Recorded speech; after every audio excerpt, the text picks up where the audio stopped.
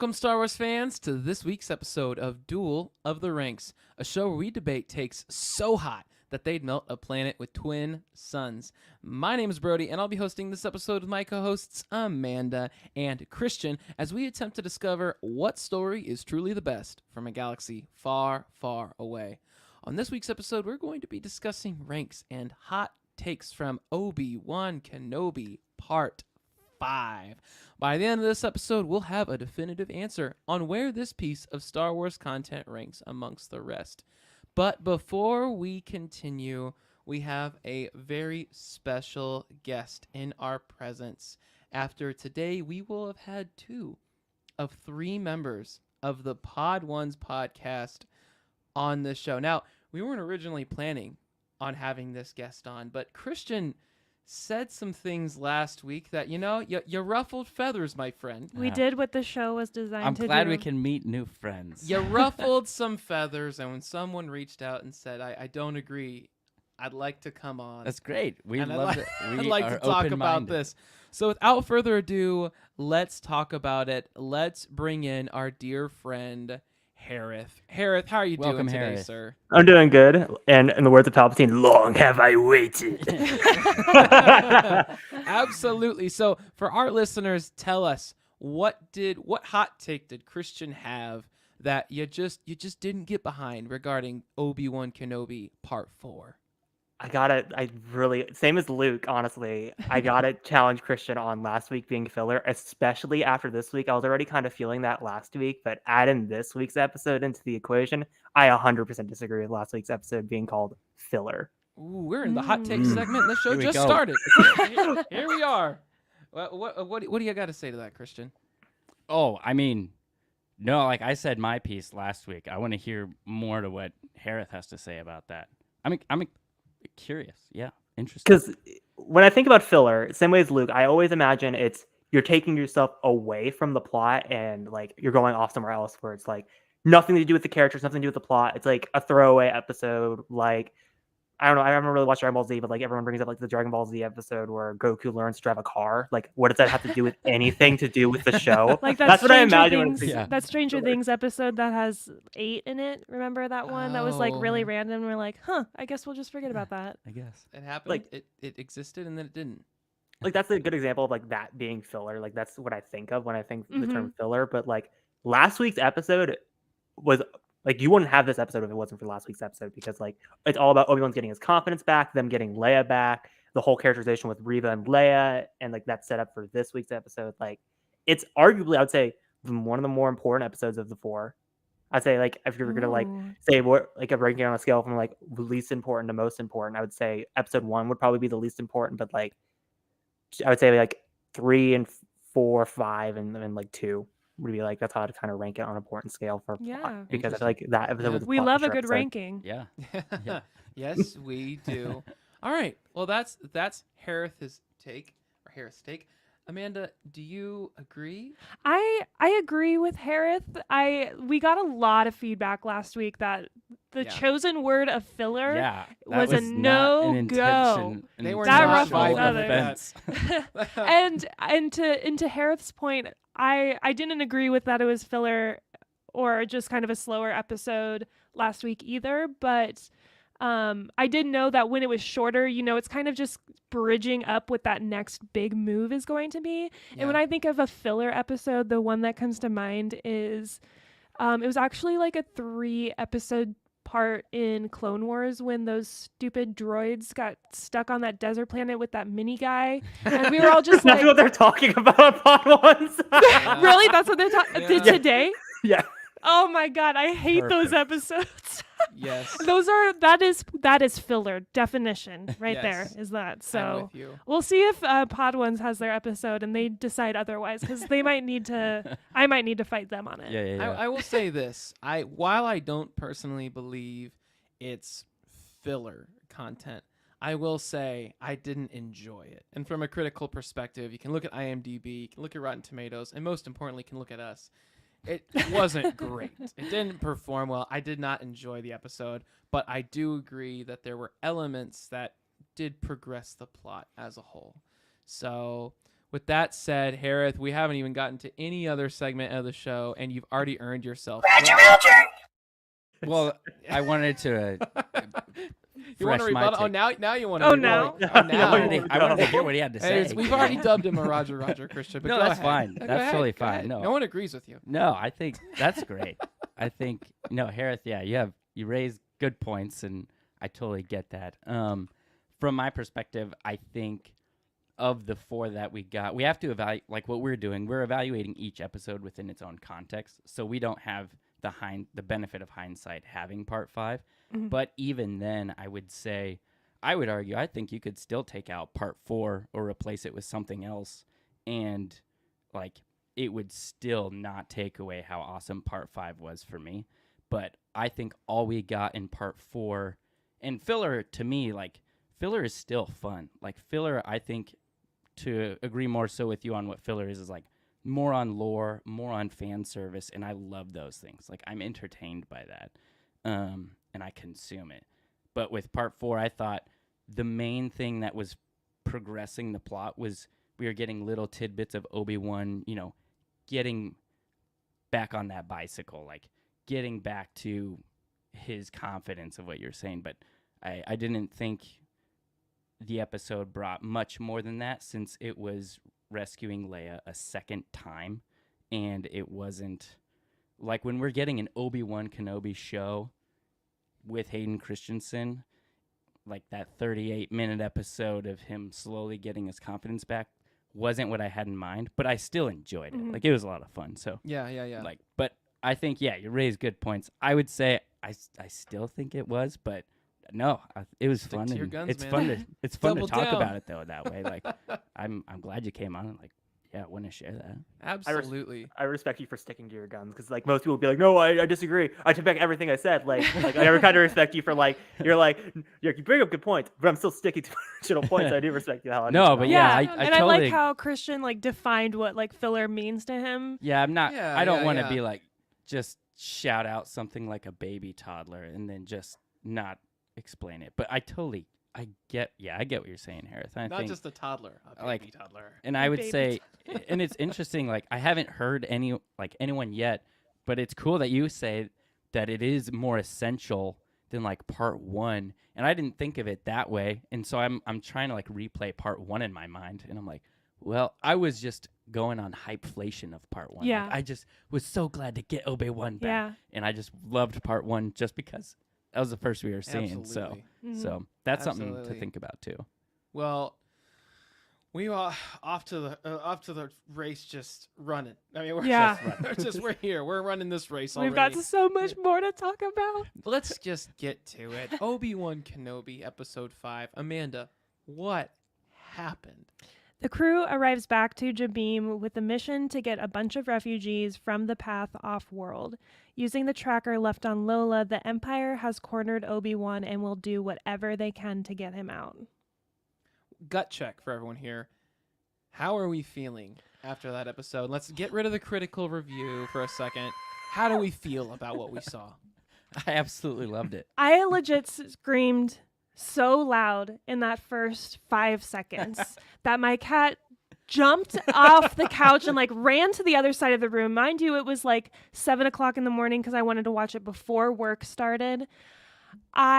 Jake, even my fiance, saw me. My mouth was just agape, and I was actually like, it was so open that I was drooling.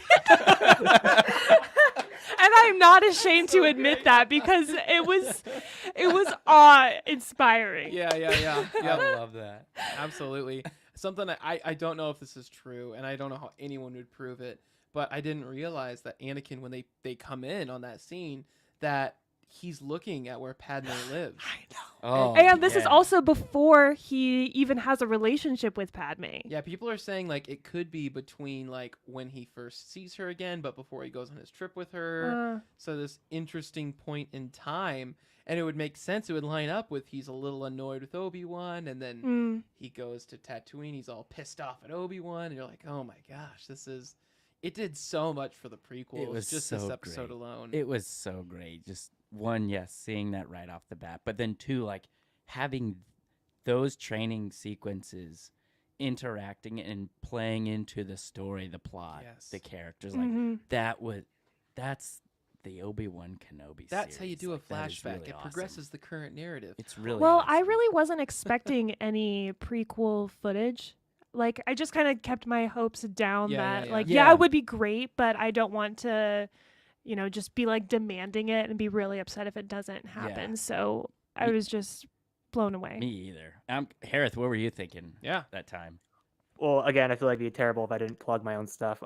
Every week we do yes. pod ones ourselves. We do reactions to each episode's coming out. Obviously, we didn't do the first two because we were at Celebration, but we did all the episodes since then. And honestly, that was the hardest thing to ever had to edit for a pod once outside the trivia tournament because we were literally nonstop talking for 42 straight minutes, and it was just trying to Yeah. find those like 10 to 15 minutes to like include because it was just there were like 5 of us just talking, and we were all just freaking out the entire time. That's Man, it seriously though, it's so hard to digest that with just one watch, one oh sit yeah. through. I had to rewind and watch those scenes Oh, again. so much. I mean, the way even Anakin's fighting style, the way he's continually beating down on Obi-Wan, and he points at him and says, like, basically acknowledge that you are beaten, which is a callback to Empire when he points at Luke, like, you are beaten, And it was also a callback to episode 3 when they fight, and Vader's like, And Return of the Jedi And- when Luke Yeah. was doing his thing, like, is tying in so beautifully. And can it's we poetry. just real quick? I just want to geek out over one thing.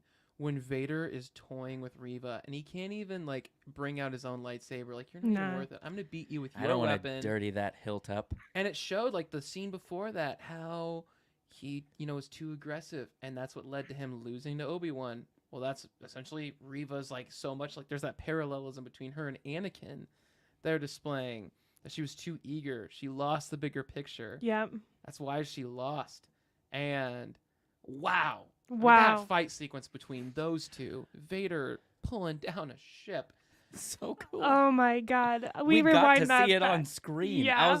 I was like, when he did that, I was like, no, they didn't. And I was like, honey, come in here. And I had to like rewind it. Watch this.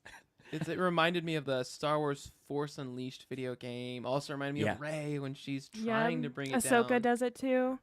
It's just so cool. So cool. But yeah, I mean, I don't know. I think we could I think we can all say we enjoyed this episode a little yeah. bit.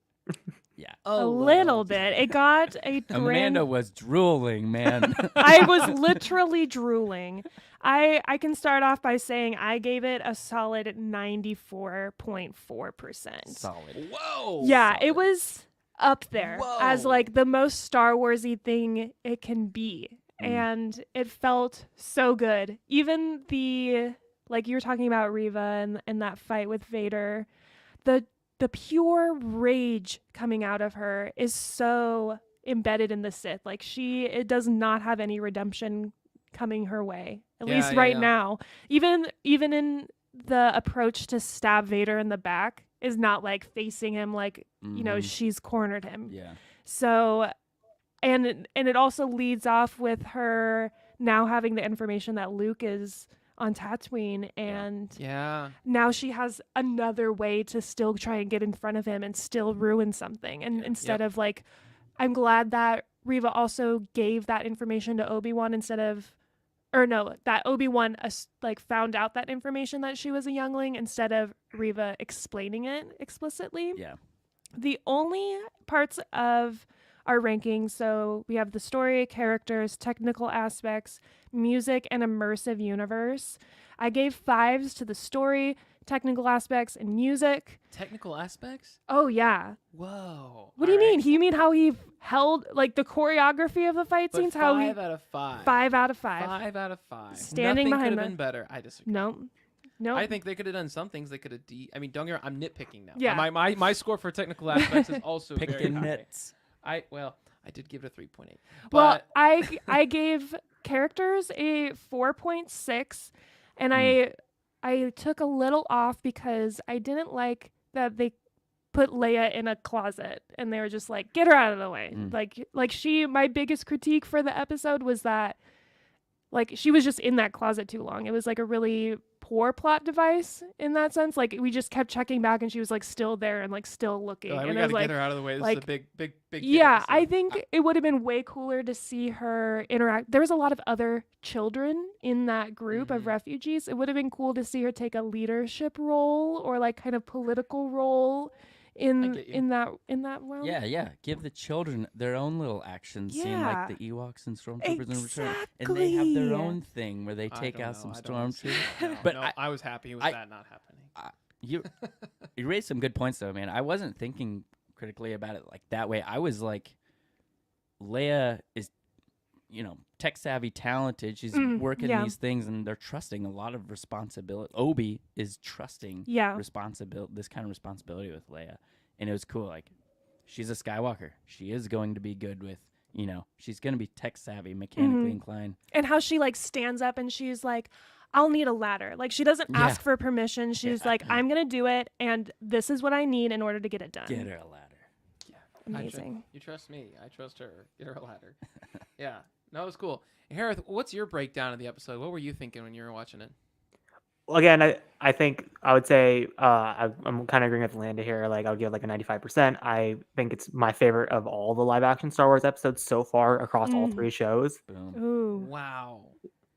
For technical aspects, if I had to be nitpicky here again, like Brody, I would say I think they pushed the view a little bit too far. Again, I only noticed it on my 3rd viewing that like they kind of leaned heavily into the view, and you can kind of tell like where their set extensions kind of end and where the screen was. So like if I'm being nitpicky there, like I didn't notice it on my 1st or 2nd viewing, but on the 3rd viewing, I was like, oh, that's where the screen is. Like that's where they're using it, or like when Vader's force grabbing it, that's the screen and that kind of stuff. So that's me just nitpicking. Yeah. But like in nitpicking with technical aspects, I personally, again, it does take not a lot, and this is nitpicking, but it does take me out of it a little bit that they didn't de-age Hayden Christensen at all. Because like I've seen like YouTubers already de-age him, and it fits a lot better. I understand that but that, to be fair, that's to each his own, because I know plenty of people who hate that technology and didn't want to see Luke, make his whatever it was, what's the face technology, the deepfake. Deepfake technology they used for him and Boba Fett. So I mean, again, it's to each his own. I personally would have liked seeing that continuity of him looking more youthful, but hey, you know what? I'm more than anything, I'm happy was still he's in swooning. I was like, he smiled Yeah, that big old prequel smile. Me too. And I was not thinking that the first time I saw him. Yeah. I was not like, oh, that's not deepfake. I was like, hey, oh my gosh. Yeah. That's Hayden Christensen. Yeah.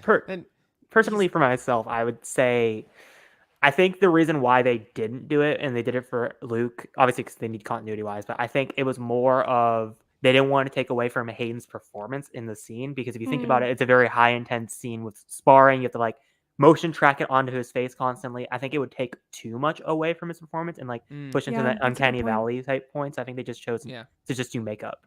I was gonna say something similar to like any time I think you deep fake anyone, I think especially in that industry, you're kind of starting to take away from that actor or actress. Like you're taken away from. It reminds me of BoJack Horseman, where he like basically just stands there and gets scanned, and then they put him in movies as like an AI. Like, that's all you have to do. And it's one of those things where it's like there's a certain responsibility to, or a respect to pay to the actor or actress, and like keeping their face and whatnot.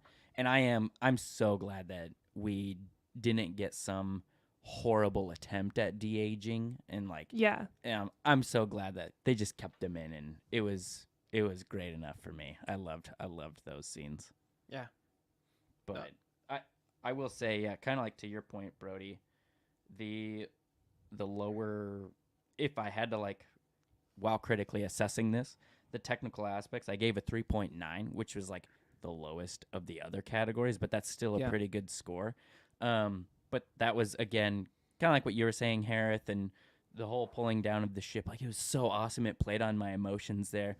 Rewinding it and whatnot a couple other times, it was like, okay, this is definitely, it would look different if it was in a movie as compared to like a TV live action show. So I think there goes to like that concept, like know that context of where it is.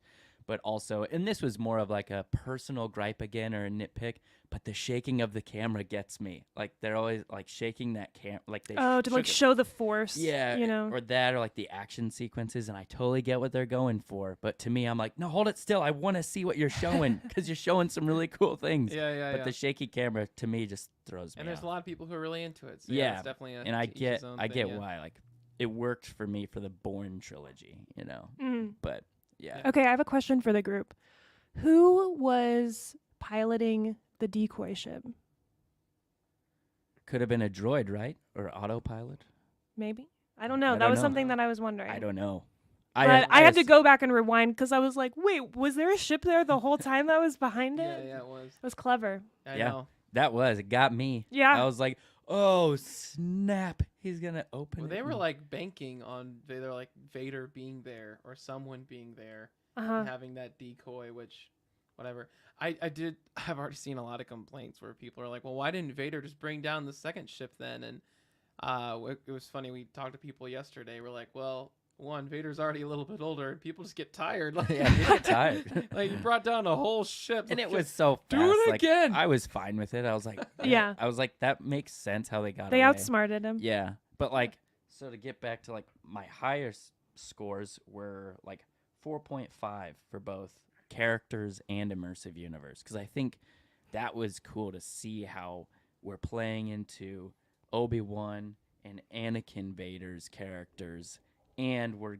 getting this lore that's contributing to the character development, but like also other characters as well, like Tala. We get to see how she became who she is, and then she dies. Oh my god. But Oh yeah. it was, like Talk about that scene for a second though. Like Yeah. I was getting Rogue One vibes. Oh, for sure. They're all coming Yeah. down the hallway. I think Tala's death is easy to overlook in this episode because the ending is just so impactful. But Yeah. that, like, her acting in that scene, like, oh yeah, holy cow, that was Yeah. Very emotional. well And what done. was the name was of the great. droid? I can't remember. Ned B, Ned Right? B. right? Hereth, you know? Yeah, it's not B. What a hero. I love how, like, when they got right at the beginning of the episode, they get off of the transport ship and she walks directly to Ned B Yeah. and is Yeah. comforted by him. And I immediately thought of Lando and L3 from Solo. Yeah. Nice. Man. I didn't And think kind of that. K2SO, like the way that he sacrifices himself Yeah. in Rogue One. Yep. Yeah, and I mean I love it because timeline wise this is pretty close to that Vader we saw in Rogue One. Yeah. I think we're how many years away, like 7-8 years or something like that. But 9 It's years. just- 9 Nine, years. There we okay. go. I was one number off. If I would have kept going, I would have said it. But yeah, I it was so cool to see that. I mean, obviously really sad and pulled on your heartstrings, but I think this is the first episode in Obi-Wan where I've like had my heartstrings pulled on, Mm, especially to this degree. yeah. And it's not just because Vader was awesome. Like there's a lot. You- Um, You could just see so much on Ewan's face. Like all of the after he watches Tala die, like there's a moment where you just Yeah. the music sets in really Yep. well too, and you think of all of the people he's had to watch leave him. It really, and I liked that. It bothered him more than I thought it would. mhm. And like when it was bothering him more, then it started to bother me more. But I was like, no, Tala died. Frick. They just learned some cool info, you know? I know she's so cool, and now she's gone, and they stuck with it. And even for you were saying with music, like this is the first time this whole show I've given it over 4 points at 4.2. Whoa. Yeah, this week I was like Natalie Holt brought it. Like she brought it. she There were really some brought really it. good nods to like Imperial March and other things without exactly like just playing those Yeah. themes. There was even a callback to A New Hope's like Vader's theme in A New Hope with the old school Empire theme, not the usual Imperial March one. Mm. Yep. Yeah, I heard that. So that was really cool. Music definitely helps spurn the right kind of emotions this episode. Like there was when Obi-Wan is first telling the audience, like the pseudo rebels, what the plan is and how to Yeah. like block all the entrances. The music where he's like giving that speech was like super inspiring and cool. So And it was cool. He was directing like he was a general. Like, yeah, like in that moment, I was like, General Kenobi showed up. You know? so cool. But I guess Hereth, give me your favorite moment from this episode, followed by your least favorite moment from this episode. I gotta know. say, I know I can't. It's hard to pick one moment from those final 15 minutes because I think those final 15 minutes, like all the way from Vader ripping it down to Reva grabbing the chip, like that. I would probably say I'm gonna go with the stereotypical answer: Vader versus Reva. I thought that was probably some of the best fight choreography I've seen in Star Wars almost to date. With like kind of like the more like kung fu style fighting with like Vader and like using the Force. And then like the way he grabs her saber and breaks it in half and throws her the other half, like I'm gonna give you a fair fight. Like that was amazing up until the Grand Inquisitor walked in. I would say that's where I would say that ends for my favorite moment. Yeah. I even heard someone say that when he takes the double-bladed lightsaber, he uses Ahsoka's stance with the two lightsabers.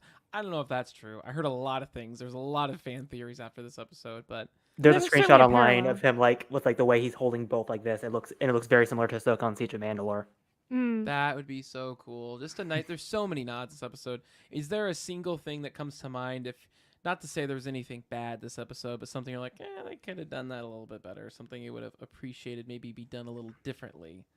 I wasn't really thinking that much on bad stuff until Amanda pointed out the Leia thing, and I was like, yeah, I enjoyed it in the moment, but I was like thinking about it, I was like, yeah, they probably could have done that a little bit better, but like again, it's just like nitpicking, like like nitpicking. Looking for something. Yeah, it's a good place for this to live. We're nitpicking the things, I think if there's anything. I think one thing to nitpick, I enjoyed it. I thought, like, look at that stormtrooper, that one stormtrooper that like rushed Obi, like, and he like backpedaled him, and he kind of just like stormed at him, and you could tell like Obi was just backing up to it. I was like, dang, that's the most courageous stormtrooper I've ever seen in Star Wars.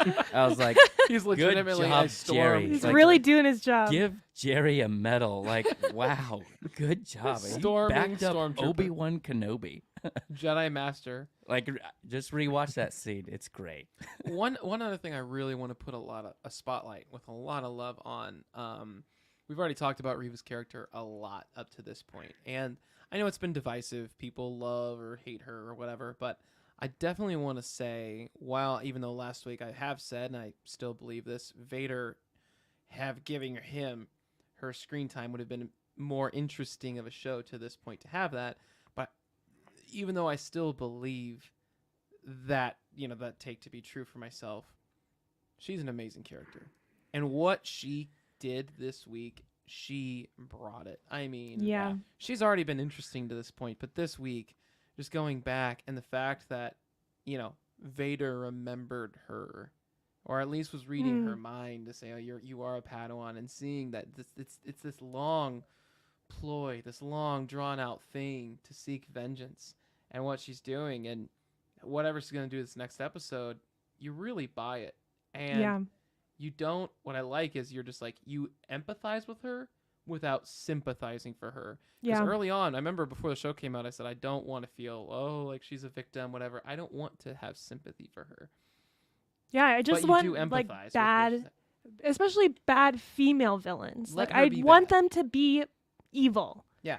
And it makes sense that she is so traumatized from, oh my gosh, those flashbacks with Anakin like walking back into, and how she talks about, I thought he was there to save us. Mm-hmm. Yeah. Ugh. That was even done really well. You know, those flashbacks with her, and then like I loved how Hayden was reliving that moment.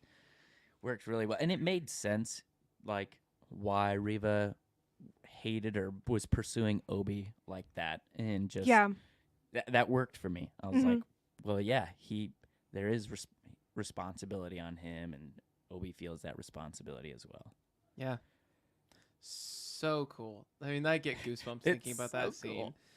I mean, I remember the first episode we saw Order 66 on the Jedi Temple. I was like, oh, can we find Anakin? And it was really, really crazy seeing Anakin not only with a lightsaber, but we had episode 2 version and episode 3 version of him in this episode.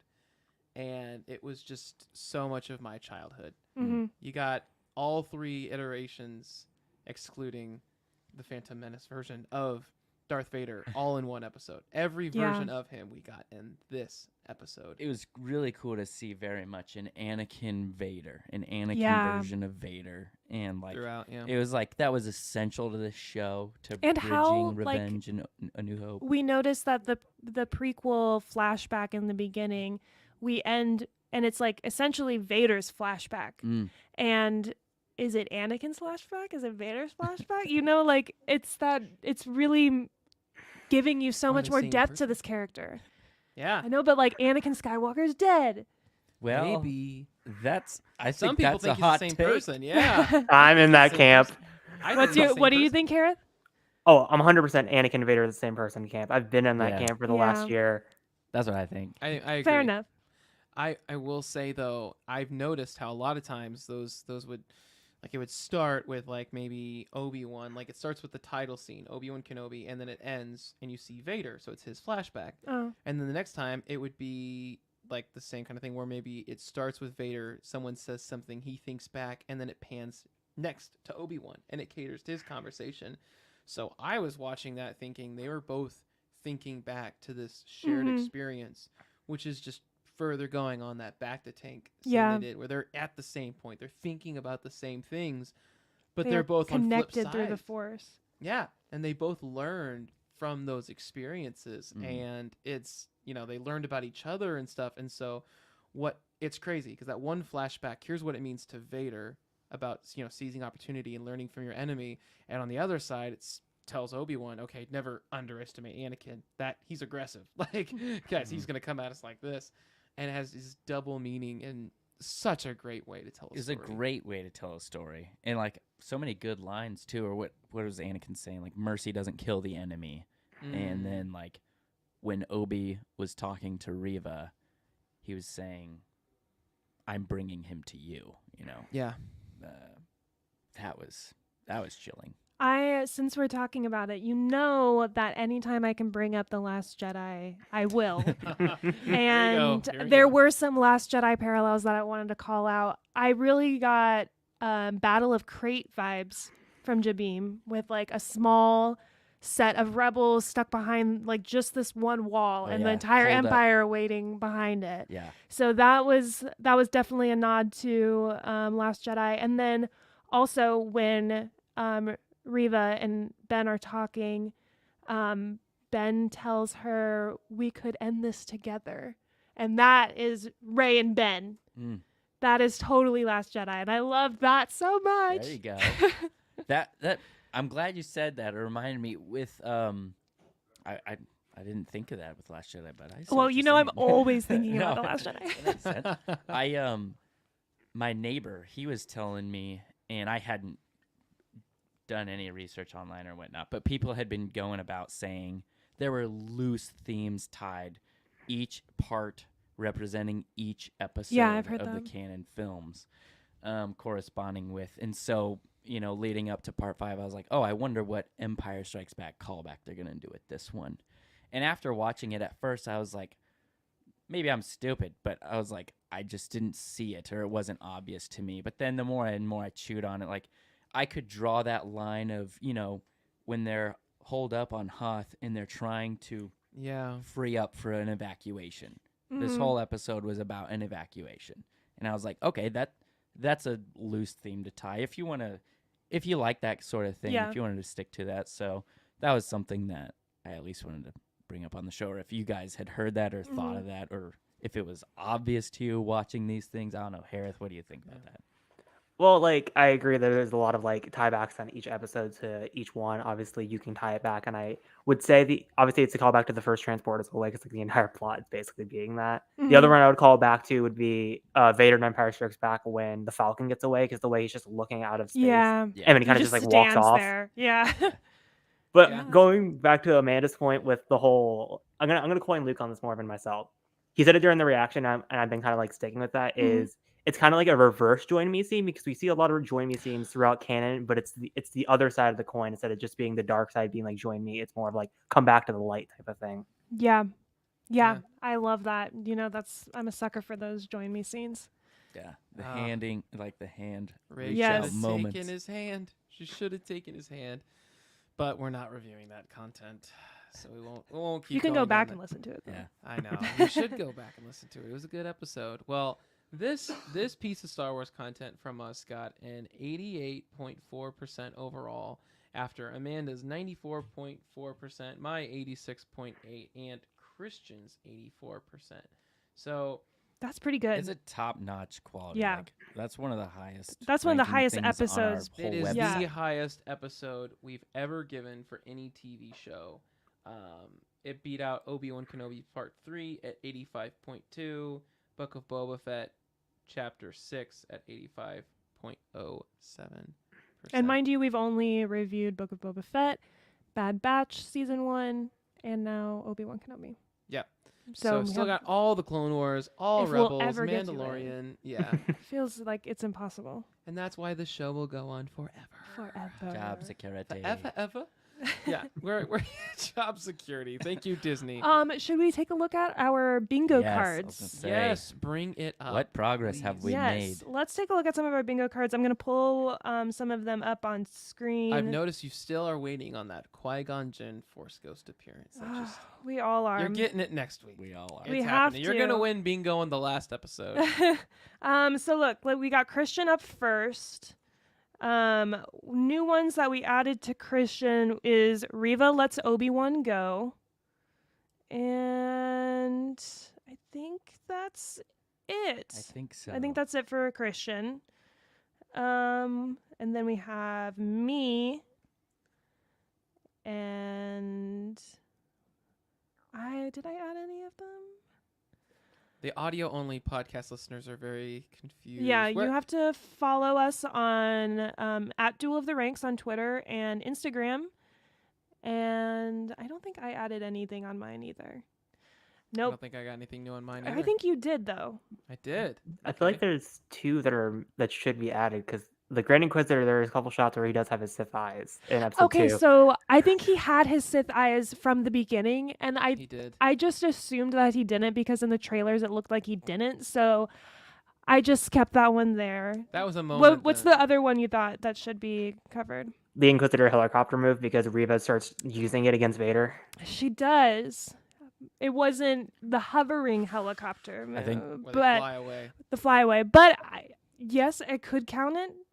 I might count it. If depends on how bad I want to beat you guys. Well, you're I already. think gonna- you're. I know, you're right? beating You're us gonna get us. All pretty right, well. and then finally we're looking at Brody's bingo card. Vader hunting down Jedi, Darth Vader's castle. Maybe you didn't have anything new. I didn't have anything new. I still want. Well, I think Ahsoka. you will get this Grand Inquisitor will have less than 10 minutes screen time. That one you're That's you're gonna happen. moving on. Yeah, that's gonna Oh happen. yeah, were we gonna talk about him? What about him? What about him?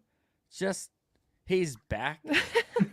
I liked his line, "Revenge does wonders for the will to live." I think that ties so much of the Sith together and like explains how all of them survive. Yeah. Yeah. Why didn't they just like kill her off though? Like seriously, like Vader did the same thing. I'm like, it didn't. I work thought he last was time. gonna do it. Me too.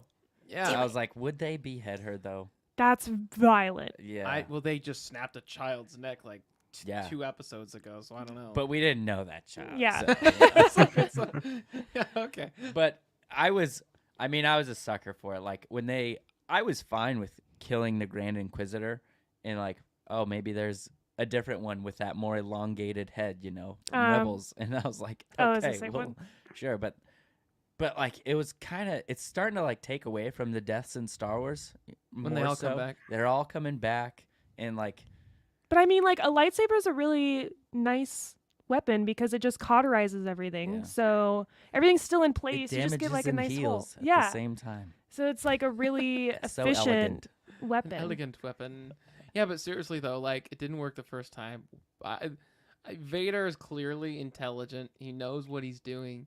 He's But not afraid of her. Not afraid of Oh, no, her. yeah. I almost wonder if he's just like, I want you to suffer. Yeah. Mhm. Like, I know what this is gonna do to you. I don't need to kill you. Like, Yeah. you're so not worth my time that I'm just gonna like let you suffer. 'Cause He it's refers to funny. her as youngling. It was really cool, like just to get more of that relationship, that I'll- dynamic. And I also love like to display her level of power again. We know Obi-Wan's still not in tip-top shape, and when those doors open, he just thrusts her back like what it was like 25 feet or something. Just showing again, still a Jedi Master, and she's training all the time in the Force, all day, every day, using her lightsaber, and she still can't go toe-to-toe with Obi-Wan, which just really shows again how powerful. I wonder if we'll get He a is. Reva and Obi-Wan standoff officially. I was like halfway through the show, I was thinking that's where they could employ a lot of like more prequel era type choreography with saber fighting and whatnot. Yeah. All right. With all that to be said, Hereth, any final points from you, my good sir, before we continue into the hot take segment of the show? I was just gonna make a joke about Vader and the Grand Inquisitor roasting Reva, and our friend group called it the Mustafar roast session. Nice. Absolutely. Well, there's been a few roastings. I mean, Obi-Wan got roasted this season. Yeah. Oh, A lot of good roasts. a lot of good roasts. Good barbecue this summer. Whoa. All right. Expand upon that, Christian. Oh, there's just a lot of fire, a lot of fire, a lot of roasting of That's a meats. good It's barbecue. good. Okay. The meats have been roasted. Well, with all that to be said, let's do other hot things and talk about the hot take segment. Darth Vader, take it away. Don't be too proud of this podcast you've constructed. The ability to rank content is insignificant next to the power of an exceptional hot take. It's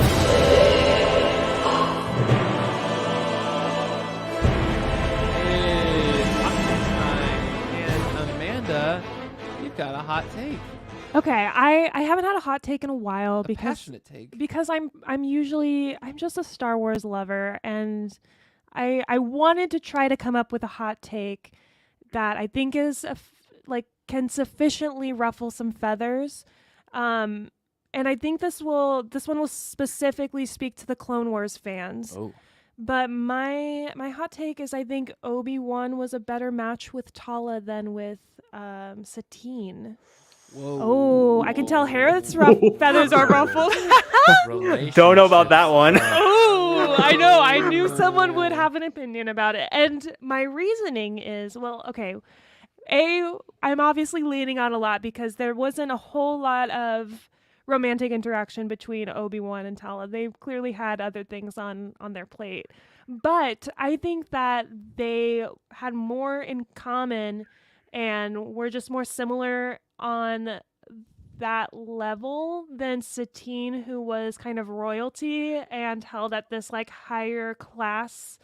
And I think Obi-Wan has always been very dedicated to his code and living a humble life and would match with someone. Mind you, his Jedi work you could say he's retired, so does not have to live up to the code anymore. Yeah. And I think Tala and him would have a really nice ranch on Tatooine together. And, Are you saying you want that to happen, or you think that they have better chemistry? I think they have better chemistry than him and Satine. I think they'd be a better couple than him and Satine. Okay. That's it. Okay. hot That's take. the take. Whoa. I don't agree. I don't know. I mean, it's tough. We're talking about animated characters. Obviously it's harder for them to display that true affection, whereas you have these two actors in the same room as each other. You can definitely tell that Obi-Wan cares for her, but I mean, again, what you see in the prequels, you really, even through the animation, you really get a sense that, man, he really loves her, and it just kills him that he does. But I don't know. I'm going to stick with Satine on this one. Christian, what do you think? I don't remember a bunch with Satine and all that because I've watched through all of Clone Wars one time, and I would say it's a hot take. It's definitely holy crap, you're only going off of 2 episodes. Yeah. But I was rethinking it. But I'd be lying if I was saying I didn't think there was something that was. I thought the question, watching especially Part 5, I thought it. I was like, How close they I was like, are. are they trying to do something here? Like, are Yeah. they trying to stir up something here? Mhm. So I like that hot take. Okay, Sure, I'll thank go with you. Thumbs Thank up. you. What Voted about you, it up. Hereth? I'm the camp of disagree because like as much as they do have chemistry, I won't deny they do have chemistry. Like those 2 episodes, is it enough for it's like if Obi-Wan was in the Jedi Order during the Clone Wars, would he leave for her? I really don't think so because That's a good question. like with Satine and Obi-Wan, like Obi-Wan even admits to Anakin at one point, he's like, I would have left the Jedi Order if you just said the word. Like I would have been gone. Like I don't think with Tala he would have done Yeah. that. I think it's more of like it's more of like it's hard to describe, but it's more of like we Well- relate on trauma and it's like more like a trauma bond more than Sure. a like relationship. In my mind, I see it as Obi-Wan is widowed because Satine is already dead and he's like retired and down on his luck, and he just needs to lose a couple pounds and like get back in the dating world, and things will start to come together, and So Tala would be like the best rebound. Oh, that's sad. uh, Well, No, I rest in think peace. I think you lost this one, Amanda. I find your lack of good takes disturbing. Disturbing indeed. Well, Christian, you've got a hot take. Yeah, I guess if I have to come up with a hot take, I'm not trying to piss off a bunch of people, but Well, you already did that, so let's But- proceed. just trying to think of one. Like, I love this episode so much and what they were doing, how they're telling the story, getting Hayden and Ewan back.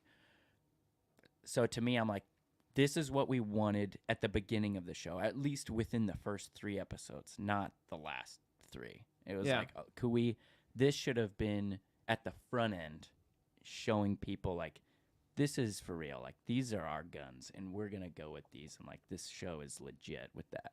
So, like, I think it would have been better to start off that way. I don't know how to word all that. Like, this should have been at the forefront, not at the back front. Yeah. But I am excited to see how part 6 wraps it all up. And, like, sure, I'm betting it'll wrap up that story well, and it'll be fine, and it'll all work out well. But for the sake of hot takes, I'll throw that one out there. Ooh, Hereth, what do you think about that? So the thing I disagree with the most is the show was definitely advertised, at least by Deborah Chow, to be Reva was going to be the main villain for the first 3, and then Vader was going to come back for the final 3. So I feel like on that level, I feel like I disagree because I already knew going in that Vader was going to be very much a background character. I thought he wasn't even going to show up until the end of 3. I was shocked that the entire episode 3 was him and Obi-Wan's duel. So that alone, I was like, oh my god, they already did that earlier. I was already kind of suspecting that Reva was. I was expecting. I'm glad how much characterization Reva's gotten. I was like, I really don't wish they throw her aside quickly. So I'm glad that they're sticking with her throughout the entire show. So I disagree because I feel like the show is very much advertised as Vader as the background character working from the shadows until the very end. So that's really interesting because, like, I did not get that from the advertisements. Like, the promos that I saw, I was primarily ready for, like, Ewan and Hayden. Like, this is their show. We're going to get some, Reva and good side characters. So, like, I think, yes, had I paid more attention to those advertisements or whatnot, my expectations probably would have been better aligned. But I think from what I was seeing or everything I saw, that's my thinking. But that's interesting you say that because I totally didn't know they advertised it that way. I am also going to disagree because from episode 1, once episode 1 was finished, I immediately was like, the pacing was perfect.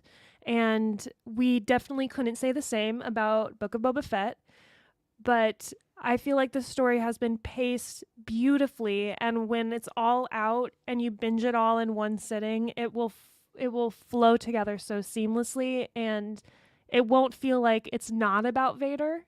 But I think week by week, it might feel like that a little bit more. Yeah. Fair enough, yeah. No, I'll preface this by saying I really do enjoy this show as it currently is. That said, we have it as a whole right now as a 79%, which is a C+, like 79 point something percent. Now, the last episode, I don't think they're going to miss any layups there, and I think it'll finish in the, low 80s for us.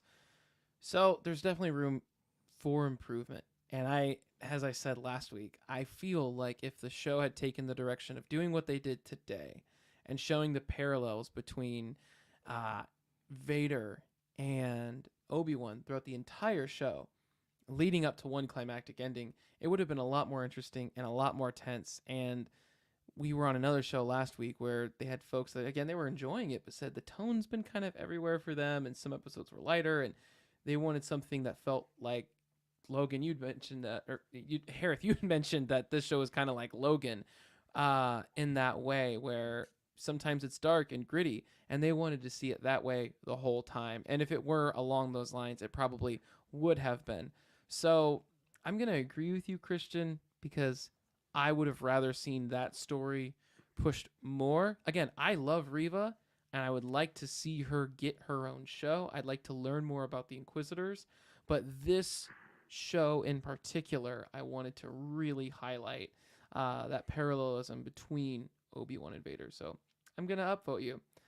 And that leaves us a pretty torn room, even though they're going to vote you down. Yeah. They're going to vote you down, but that's where fans are with this whole thing. Kind of split. So Darth Vader. I find your lack of good taste disturbing.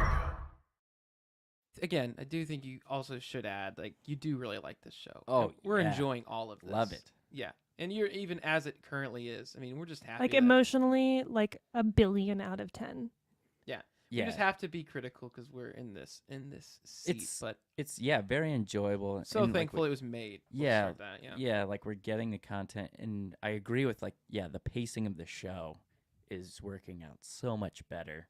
I think with my expectations, or the part 5 was like I was wanting or expecting like that to be the centerpiece or like embedded throughout the whole show. Yeah. But there is a special element to Vader. Like there's a good mystery to him to where you don't want to show him all the time, because then Right. you lose that. That screen presence that he you brings. lose that Yeah. special moment. I get that. Like that speciality. Well, very cool. Well, before we go to the last segment of the show, Hereth, do you have any hot takes for us today? I think I would say this is more of a, like, in your words, a milk toast like take. I think this is pretty neutral, I would say. But out of the 3 shows, again, maybe I'm biased just because this recent episode, but this is by far the best live action Star Wars show. It's better than Mando. It's better than Book of Boba Fett. I feel like Boom. I don't know if that's milk toast. I think that's I think that would ruffle some people's compared to feathers. Mandalorian, for Yeah. sure. I think, didn't you predict before this even came out that it wouldn't be better than Mandalorian? Yeah, I said this was going to be a 75% show overall for me, is what I thought it was going to be. So yeah, I was thinking Mandalorian was going to be better overall, because season 2 of Mando was. I So don't it was know. super good. We haven't reviewed it yet, but I don't Yeah, know. I it's still, really good. Still, It'll be fun to I put the I numbers. agree with Hereth. This is peak Star Wars. This is Yeah, I agree with you, Hereth. I personally, this is like, as a prequel era kid, this is the stuff that I want to see the most. And what we're getting, like, critically assessing it aside, I would say I even really wanted this more than Mandalorian. Yeah. Sure. But I think that would ruffle some people's feathers. Yeah, I mean, I don't agree with it, so that's something. Yeah. So maybe it's not 100% milk toast. Now, I may feel differently after the finale, okay? But to this point, season 2 of Mandalorian is the only live-action Star Wars I've had since I was a child, where I literally was just, like, screaming. When I saw the Slave One, aka Fire Spray, now fly in, and I'm with my wife's family, and they're all just like, "Oh, there's a ship," and I'm just jumping out of the seat. You don't understand?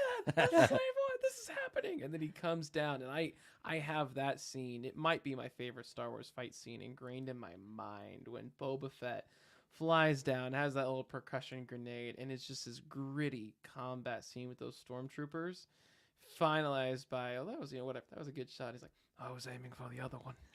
Just like Cracking skulls. And then you follow that up with Luke Skywalker having his amazing hallway scene. That just the Top emotions in that.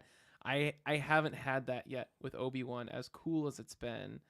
That second season of Mando, and the first time we have Ahsoka, my favorite Star Wars character ever. I mean, I don't know. First time ever in live action. Yeah, that was special. There you go. Obi-Wan has not surpassed that yet. For me. It's a good take, though. But he gets the Roger. He does He get gets another the Roger. Roger. Heck All yeah. right. With all that to be said, it's time for trivia. Force Ghost Charlie, take it away. This is the way to trivia time!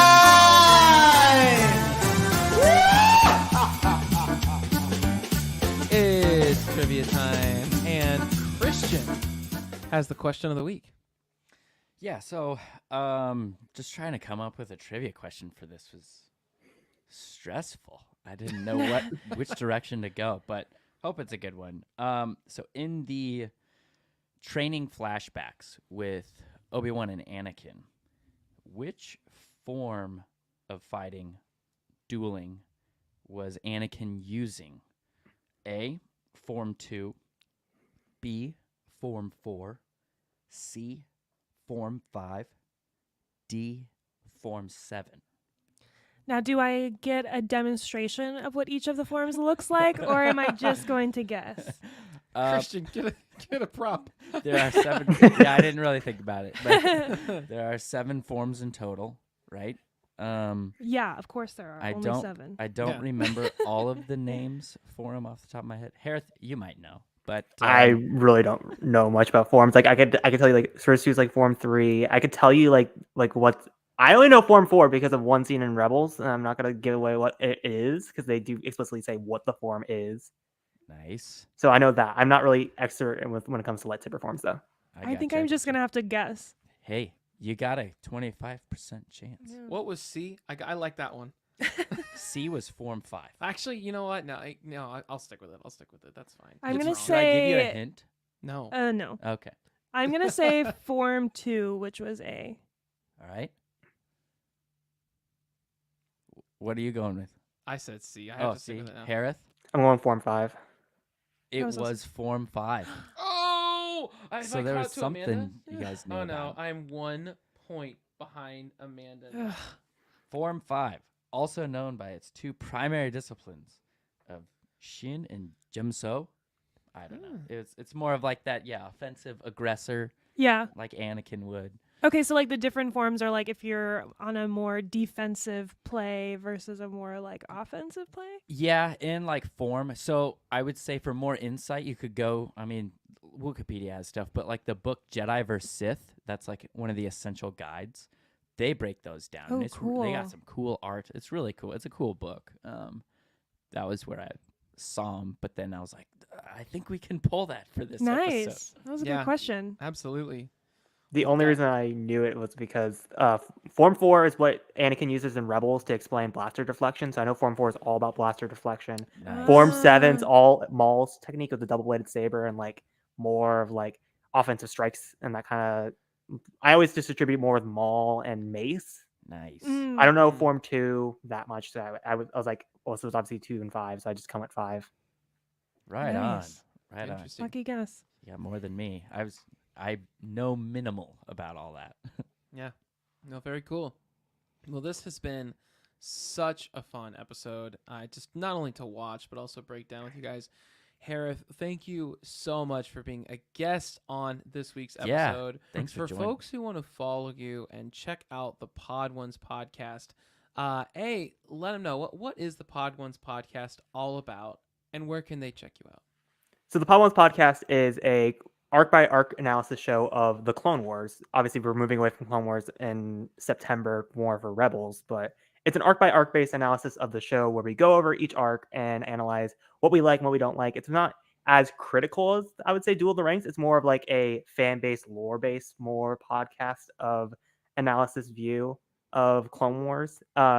We also do talk about general like what is in the now with our roundtables. Every Friday we talk about, like every week we talk about what the newest episode is. So tomorrow we're going to be talking about Kenobi episode 5 with Brody and Amanda from Duel of the Ranks. So if you are watching this live, you can go check them out there. They'll be on the show, talk about Kenobi episode 5. But yeah, generally the show is more arc by arc based analysis of Clone Wars. Yeah, very cool. And where can they follow you? Are you on Twitter, the TikTok, all these things? Where can people check you out at? Primarily, I'm on TikTok at Hereth Productions, on Twitter at Hereth Edits, and don't check me on Instagram at Hereth Productions. I don't really post more besides like 2 or 3 story posts. Okay. All right. Well, you heard it here first, folks. Check them out on TikTok and Twitter. Amanda, where can people follow Duel of the Ranks? You can find Duel of the Ranks at dueloftheranks.com. That's where we have all of our blogs and all of our rankings if you want to see where your favorite piece of content falls and how we ranked it. It's going to be there. Also, our store, and you can submit your own hot takes, which we've been getting a lot more in lately. And one of these days, we are going to actually read them. We've been waiting to get like a nice like batch of them to do it in one big episode. So keep submitting your hot takes. You can also check us out on Instagram, Twitter, TikTok. All of them are at Duel of the Ranks.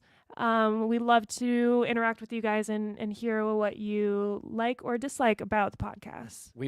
Amanda's been dropping some sweet stuff on TikTok, and we have don't hype it up too much. Hilarious video. I'm very proud. I mean, Christian, you had one, Amanda, you started that. There were only like 3-4 videos in, but you made this very nice overview video about who we are, what we do, how we rank things.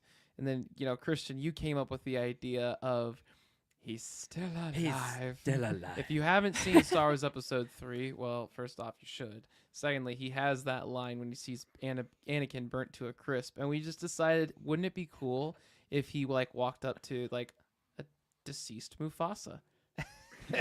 Every other still dead alive. person. He's And like, throughout alive. American movie history, just plug him in there inappropriately. So go check out TikTok. We are going to keep posting that type of content there. It's going to be a lot of fun. Again, Hereth, thank you so much for joining this week's episode of Duel of the Ranks. And for all of you listeners who want to check us out next week, we're going to be breaking down the finale of Obi-Wan Kenobi Part 6. It's going to be a lot of fun. We can't wait. We'll see you then.